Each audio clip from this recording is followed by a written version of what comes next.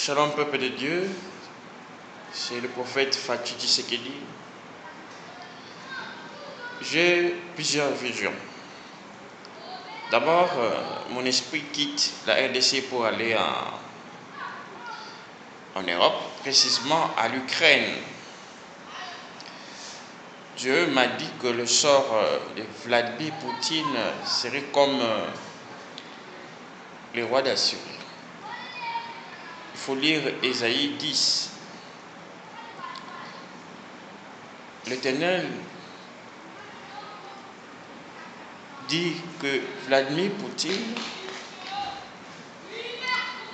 a l'esprit d'Ésaü. Et vous vous souviendrez dans la Bible, lorsque Jacob avait volé la bénédiction d'Ésaü, son père Isaac l'avait béni, tandis que Ésaü était maudit. Et qu'est-ce qu'avait dit Isaac à Ésaü? Qu'il vivra de son épée. C'est ce que nous voyons aujourd'hui. D'ailleurs, même leur nom révèle au fait qu'est-ce que Poutine, Vladimir, en russe, c'est-à-dire celui qui fait régner la paix. Poutine, c'est l'homme de la confusion. Et lorsque nous regardons la Bible, Babylone veut dire aussi confusion. Il y a Vladimir Zelensky, l'Ukrainien, le juif ukrainien. Essayons de voir ce qui est caché dans leur nom. Lorsque nous prenons la dernière lettre du nom du président russe, c'est la lettre E. E comme Ésaü. Lorsque nous prenons la dernière lettre du président juif ukrainien Zelensky, c'est grec, c'est Jacob en hébreu. Donc ce sont deux nations qui se battent dans le ventre de Rebecca. Je l'ai dit l'année passée, au mois de septembre 2021, que 2022 sera l'affrontement. Nous serons dans le cadre de la guerre froide. Et je suis en train de prophétiser qu'en 2023, il y aura un grand conflit au sein du Conseil des Nations Unies. Va se dessiner l'équilibre du nouvel ordre mondial. C'est-à-dire que nous avons aujourd'hui 5 pays, 5 États permanents au sein du Conseil de sécurité. L'on parlera d'un 6e État de l'année prochaine, en 2023.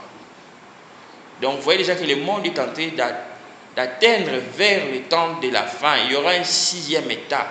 Et cela va créer l'équilibre au sein du Conseil de sécurité. C'est ça qui va nous amener vers un nouvel ordre mondial. Ainsi dit l'Éternel.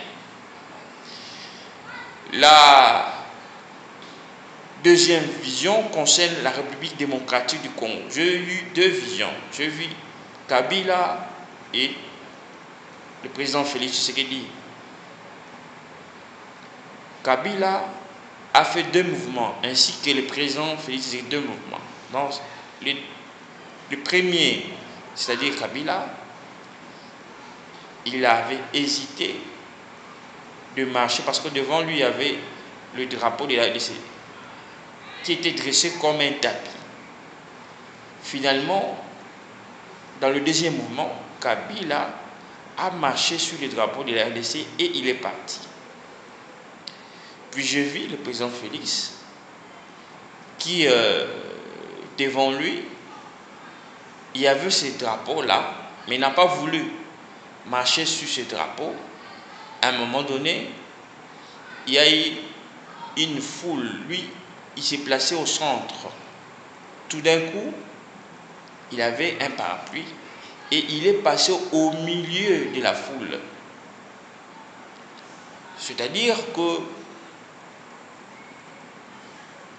Dieu est avec l'actuel président. Parce que l'onction que Dieu lui a donnée, c'est une option qui doit amener les pays vers son élévation physique, donc son émergence, les termes que nous utilisons, émergence, vers son élévation spirituelle, c'est ce que nous appelons en hébreu Aliyah. Donc la RDC doit atteindre l'Aliyah. Et vous vous souviendrez que je dis que le mandat présidentiel en RDC doit être de 7 ans. Moins de 7 ans, tout président, je ne dis pas seulement pour le président Félix, va échouer parce que le Congo, en réalité, sa forme spirituelle, c'est comme un chandelier. Justement, vous savez que les chandeliers possédaient 7 branches. Donc, tout président de la RDC doit faire désormais un mandat de 7 ans. Ainsi dit l'Éternel. Donc, c'était le message d'aujourd'hui, 25 mai 2022, que je dis au nom de Jésus-Christ. Amen.